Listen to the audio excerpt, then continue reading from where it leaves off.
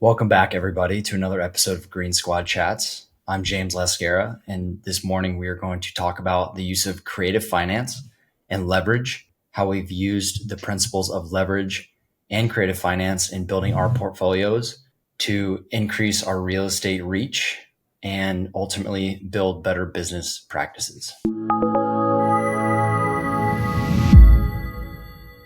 I think it's important to first define what creative finance and what leverage really means. To me, creative finance means simply the application of using other people's money to fund a portion or the entirety of one of your projects. In our case, mostly real estate projects. And then leverage those are used in concert with each other, but leverage can also be institutional financing that simply magnifies whatever the result is already going to be in your project. So if your project has a positive ROI, use of a lot of leverage is going to amplify the result higher. Use of leverage, if you're going to experience a negative ROI, then you're going to experience that detriment more significantly. That's going to be a worse day for you than a bad day. So I think that's how I define it. I'm curious to hear what you guys think. Yeah, I think you hit the nail on the head with using other people's money or using other sources of equity, maybe to fund deals, to fund business opportunities. And just like you said, the returns become magnified when you are not using your own money, right? When you're not having to pay twice for it. Or in some cases, there are creative ways to move equity around from one project or one opportunity to another. So a lot of different ways to do it. We bought our primary home in 2014 and we did some renovations right when we moved in, we forced some equity, right? We increased the value of the house by doing work and we had a decent amount of equity. We then took a home equity line of credit, HELOC, against our primary home, which allowed us to essentially write a check that we used as the down payment on the purchase of an investment property. That investment property was vacant and needed a lot of work. And so we took a hard money loan, which for those that aren't familiar would be somebody I don't know that's loaning me money, typically at a higher interest rate. And that hard money loan was used to pay for the renovations on the investment property. At the same time, the mortgage on the investment property was being paid by me, the buyer, to the seller through what's called a seller carried note or seller carried financing. So the seller was the bank and we paid them, I still remember the number, $1,812 a month in an interest only note for the balance that wasn't covered by our down payment. Once the hard money loan funded all the renovations, we put tenants in place and we increased the value of the property by doing this work, by getting it rented. And once all the units were rented out, the property value had gone up significantly over the purchase price, and we were able to go to a traditional lender, a bank, and take out a loan against the property. And we did a cash out refinance where we paid off the seller carried note that we still had. We paid off the hard money loan, and we took cash back out of the deal to cover the down payment that we had initially put in. So that's a way where we combined kind of a few different methods. Awesome. Are you able to share more specifics on how much equity that generated with the value add strategy and really maybe how that increased your overall ROI from the cash you had involved? Yeah, we can talk some big round numbers. So purchase price of the home of the it was a small apartment complex. So the purchase price of the apartment complex was $450,000, and my partner and I put down 25%. So 25%, I don't have all the numbers in front of me. 25% is probably $112,000. So I probably took a $60,000 chunk out of my home equity line of credit. My partner did the same, and then the sellers were carrying that, $330,000 or so, $337,000 on the note. I forget how much we borrowed from the hard money lender, probably a couple $100,000. That funds the rehab. And then we get to a functional apartment complex, which is valued in excess of $1 million. So I used $60,000 of my money-ish. My partner does the same. And again, big round numbers. We wind up with, after we take a note on the property for probably almost $600,000, we pay off all the debt that we've accrued on the property. So the hard money lender, the seller, and then we're able to recoup almost all of our initial investment as well. And then as the property became more and more successful, we've got no more money, and our money is essentially out of the deal. Our returns become infinite, and rents are going up. Our mortgage is staying the same, and so our return on investment is just going through the roof as we make money on a monthly basis. Is that kind of what you're looking for, James? Yeah, that's awesome. And I think that kind of reminds me that probably the ultimate hack, if you can, maybe I shouldn't say hack, maybe I should say the Strategy? ultimate strategy, if you can get the debt right and plan it well, is really the BRRRR model. If you're able to use some leverage to do value add to a property, and then you do a cash out refinance with the higher appraised value where you're getting most or all of your initial capital back, the ROI becomes infinity, because textbook way to do it is to leave no money in the deal. Ideally, sometimes that doesn't actually work out.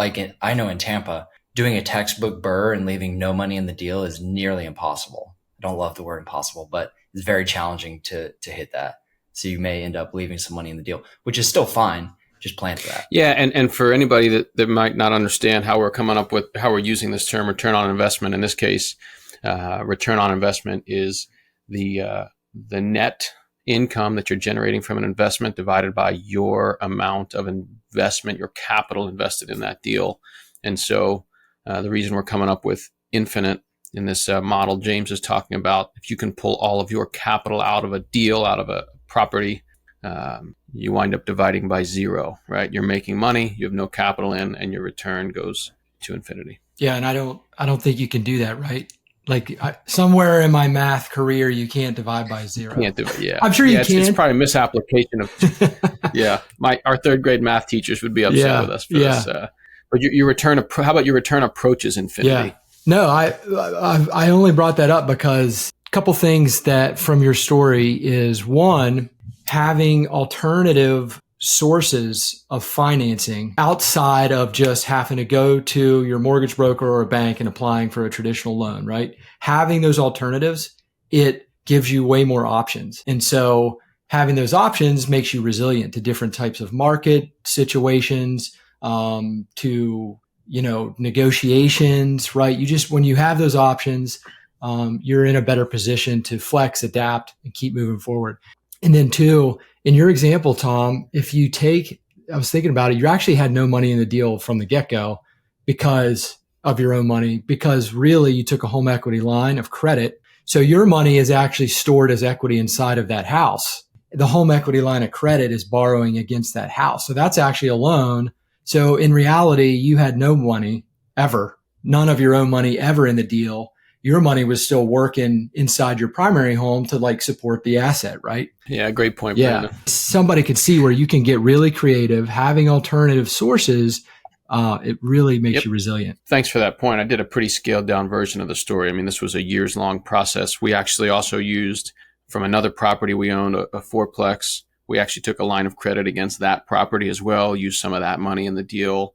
We opened up we went to a major home improvement store, opened up a credit card where we had interest free for like 18 months, paid for most of the supplies with that, right? So there are, to your point, Brandon, there are so many different ways to do this and different ways to obtain leverage. I think downside risk is definitely something worth bringing up. As we look at the past 3 years, we've experienced unprecedented market growth. In Tampa, we've seen very unprecedented growth in the last few years.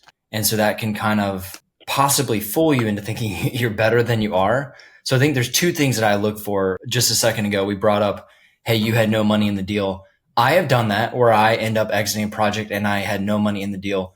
When that is the case, I make sure there are two things. One, I'm buying deep. I have to definitely get it at a discount from where anyone else on the market would have gotten it. We could go into so many strategies about how you do that, sourcing off market, just doing a good negotiation. But the principle is you have to buy it deep, so you're closing with instant equity. That's number one. And the second thing is you want to make sure you're getting debt at the right terms. If you're paying 18% on your debt versus 4%, that can really blow out your project, especially in some kind of market downturn where you're stuck with an 18% or some high interest holding costs. That's going to crush you and you're going to be underwater and you're going to have a bad time. So those are two things I personally look for, buying at a discount and then getting debt at the right interest rate and the right terms. if you guys are okay with it, I can pivot to a project where I made over 100 grand and I had none of my own money and my ROI was infinity. If you Let's guys do want it. to go over that real quick. Cool. So I'll make this story real short. So there was a property a couple blocks away from me. I kept noticing it was going on and off the market, kept being traded around. I think wholesalers were trying to get it at a price. It was just too high to move off market.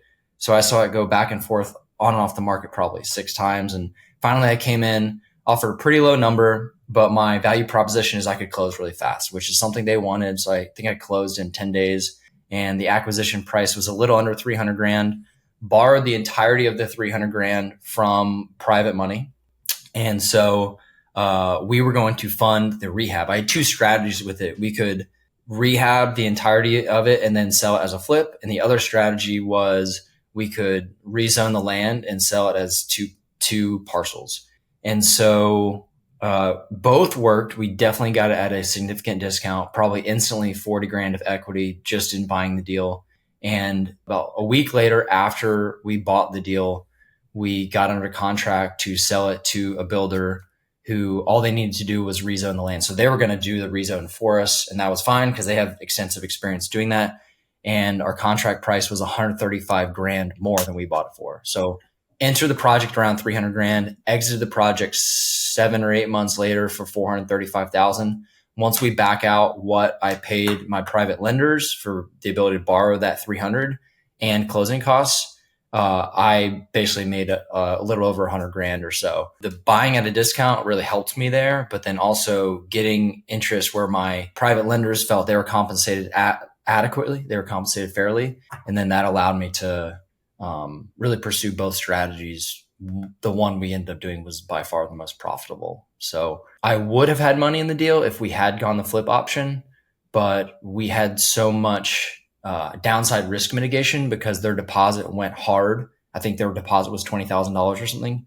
Their deposit went hard immediately when we signed the contract for closing in 7 months. So I thought that was pretty good risk protection. So if they backed out at the closing table, we had that to recoup some of the interest we had incurred. That was a good example of kind of stacking a few different things. And then also different strategies to make sure whichever one works is going to be profitable. James, you hit on something that, from I think back over the last 20 years of flying aircraft, and I've always instructed and told my teams, you always have to give yourself an out. And that's exactly what you're talking about. Giving yourself an out, managing the downside risk. Let's go hard in the paint. Let's aggressively pursue this opportunity. And we need to have an out so that we still wind up with a good outcome no matter how the deal goes.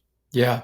Different strategies. You're really good at this, James. And this wasn't the only deal that I know that when you go into a deal, you go into it with multiple strategies as a way to mitigate the risk, because guess what? Life gets a vote. Unexpected things could happen. You know that. So your planning up front bakes in options, bakes in resilience. So I have a creative source of financing that I use. It's an alternative source of financing. It actually speaks to the risk, right? Wanting to limit your downside risk. And so as a way to do that, I have a source of alternative financing where the underlying asset is completely stable with contractual guarantees. It's my whole life insurance. I'll save everybody the suspense, right? It's my whole life insurance contracts. But as the cash value or equity for us real estate investors, as it grows inside the policy, it's got contractual guarantees that it will always continue growing, that it does not ever decrease. It's non-volatile and it's untied to all of the market. And so by leveraging that as a source of financing, because you can contractually guarantee that you can borrow against it, whatever the cash value is, I like to use that to borrow against for the portions of real estate deals or other financing where I would otherwise have to put my, cash or savings account money into. And by using that as a source of financing with the underlying asset being so conservative and guaranteed, it provides a hedge that I know that asset's never going to decrease in value. The loan terms are unmatched really because you borrow against the policy and then there are no terms, right? It's up to me, the borrower, then to pay it back on my terms, which you should always have a strategy to pay it back. But the point being, the life insurance company doesn't set those terms. They charge interest. The interest will accumulate if you don't pay it back, which is why you have to have strategy to pay it back. But you determine when and how you pay it back. And so for me, that is an alternative financing source for resilience. It's just another option, right? That I can tap into, and it provides some risk mitigation because of the safety of the underlying asset. Oh, I love that, Brandon. Yeah, I think having sources to accomplish this is really important. And the more options you can stack, it just builds resilience into your plan. So whether that's a HELOC that you can draw from, but maybe you closed on it, but you keep that in reserve. For me, it's private debt. I love private debt. We did over $1 million of borrowing and returning private debt in 2022, and we're on track. I got it on a whiteboard somewhere. I'll have to update it. I think we did a couple in the last few weeks and I haven't updated the whiteboard, but I think we'll surpass that this year, which is awesome. And here's why I believe in private debt so much. I'm busting it over here. I'm working super hard with my team to make sure we're finding projects that are 15%, 20% plus 15%, 20% plus annualized ROI. And there's a lot of people out there that really favor, with the volatile interest rates we're seeing and high yield savings account doing maybe 3 to 5%. A lot of people out there are totally good with a guaranteed 8-ish percent, 10% or so return. And so I think people like the idea of investing in your project so they can be a part of it. And at the end of the day, private debt, when people invest private debt through our business or with you guys or whatever, really it's an investment in trust. And I think that goes a long way with people. People really like being a part of that from what I've seen. And so getting a guaranteed rate of return that roughly beats a big index fund, people like that when it's an investment in trust. I'm looking forward to 2024, and I intend to start doing some private lending. Have either of you guys done it? Yeah. Yep. That's how I got started in real estate investing back years ago. I didn't even know there was a term for it. I had a buddy come to me and say, "Hey, we're doing this thing up in Baltimore. Are you interested in loaning 50 grand or 100 grand or whatever it was at the time?" I said, "Yeah, that works." And he gave me a good return, paid it back a year or a year and a half later. And I was like, "Oh, this seems cool." Not realizing like I would eventually be on the other end of it as a borrower. I mean, it works though. It really works because, I had a lender who wanted to do 100 grand investment maybe 3 weeks ago. She was like, "James, I've had this money sitting in a high yield savings account. It's just not really doing what I want it to do for me. Can you beat that?" I said, "Well, what's it doing? We'll take a look." And she said, "I don't want to know anything about your projects. Like, just take the money and do the return." I was like, "That's exactly what we do." So we'll stay in the loop and we'll stay communicating with you, but we'll see you in a year with your return. That's pretty much how it goes. Yeah. And can we just offer a quick 30-second explanation on how that would work and how that investor's money is mitigated, how the downside's mitigated? Yeah. So I think first of all, I come back to those two things. Like, we buy at a discount and we do an extensive analysis to make sure we mitigate our risk. Additionally, I have a stack of different assets that I could liquidate in the event that project goes poorly. I always invest some of my own money in a project. Like the scenario I said where I had none of my own money involved. The plan for that was to fund the rehab. So, the baseline strategy, we plan to put money into it. And so we buy at such a discount, and I'm also putting company capital via my LLC, which is really my money, into a deal so that if the deal goes badly, that affects me and the investors still getting their return. So collateralized by the subject property. Sometimes we do private debt, and that's also tied with private equity. The difference is the equity partner shares the risk in the project. So private debt, they get funded first with when the project undergoes disposition, you sell it. They get funded first, and then the equity partner, you're splitting the proceeds on a pro rata basis. Does that make sense? Yeah, absolutely. And I think, you talked about some of your strategies to minimize risk at a simple level. And if you're going to get into private lending, hard money lending, you certainly want to understand the risks and make sure you understand the contract that you're signing. On a simple level, typically a hard money lender or a private money lender is going to have a lien on the property. And James used the term collateralized. So if the deal were to go sideways or not achieve the desired end state, that lender would get paid by a sale of the property, or potentially wind up owning the property, depending on how that deal is structured. But that's how the money is generally secured, is that the property is offered as collateral. Yeah, we touched on it a little bit already in these stories, but what I love about the private money lending side is something, kind of James hit on. It's really win-win, because I'm looking as a private money lender, right? I'm looking for places to park my money, to store my capital, that are going to give me investment type returns versus savings or storage type returns, right?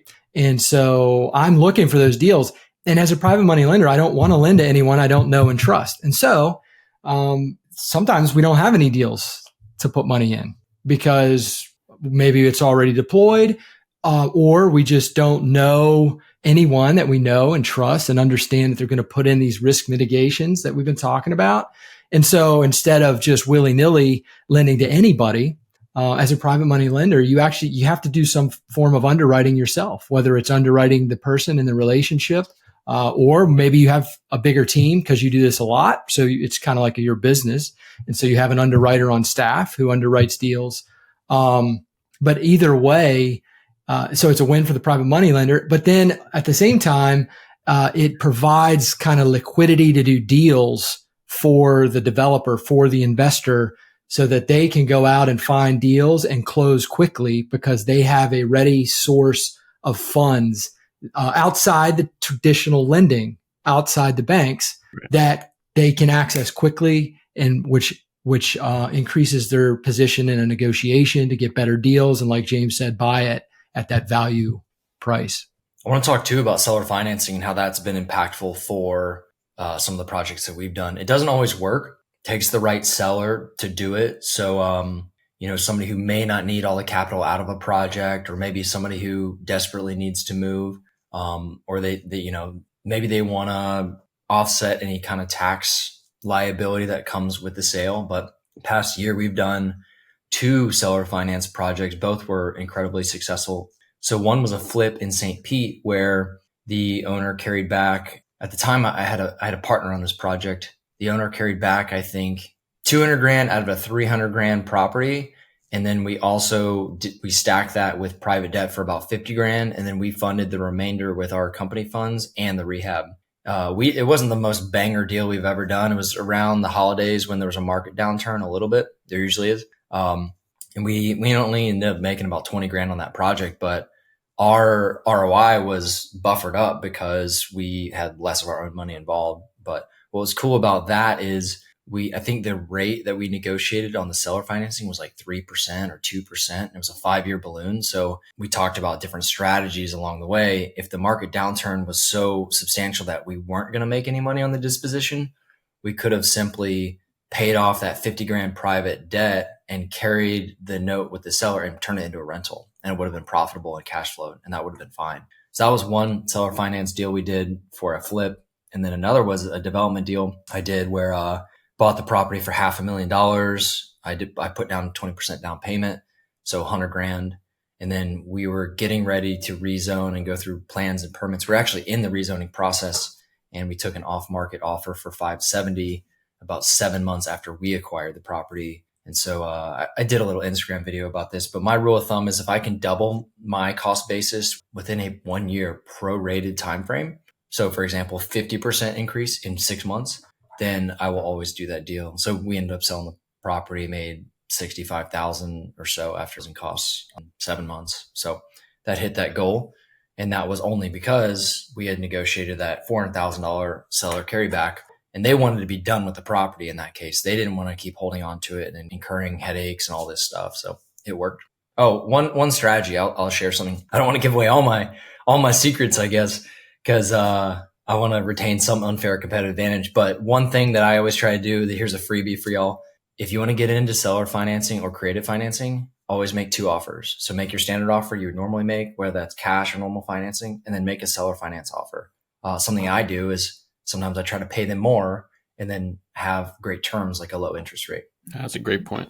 Yeah. So as we kind of wrap it up for this week's Green Squad Chats, kind of a couple morals here, right? Man, we talked about the resilience that having alternative financing sources provide you. Why? Because of all the options that you have to get a deal done that other people and these alternative sources, most of them are available to everybody, but a lot of people just don't have experience with it. So a nod to kind of education and, researching some of this stuff for yourself. And then 2 was kind of the risk mitigation that needs to go into it, because when you're leveraging a lot, you're borrowing a lot. Yes, it can leverage your returns, enhance your returns.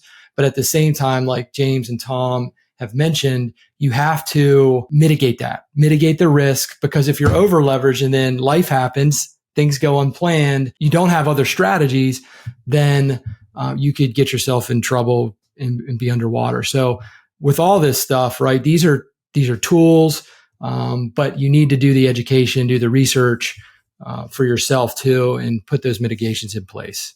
So any closing comments before we wind up for the week? Yeah, absolutely. Don't let your enthusiasm surpass your capability. That's when accidents happen in the military. That's when missteps happen in business. You will misstep, that's fine. When you're borrowing other people's money and you're so enthusiastic about a project that you fiddle the numbers a little bit and you make them look better than they really are, you might have a bad day. So be careful about that. And also realize this is not a risk-free environment. If you're borrowing other people's money, you have a responsibility to make sure that project is going to be profitable, that your value add strategy is sound. Take that seriously. I've seen that go the wrong way before, and your investors are counting on you to do the right analysis. Don't let your enthusiasm surpass your capability. 100%, James. Great way to wrap it up. Thanks again for joining us on Green Squad Chats. If you like it, please give us a 5-star review. If you don't, reach out and tell us why so we can make it better. And we'll see you next time.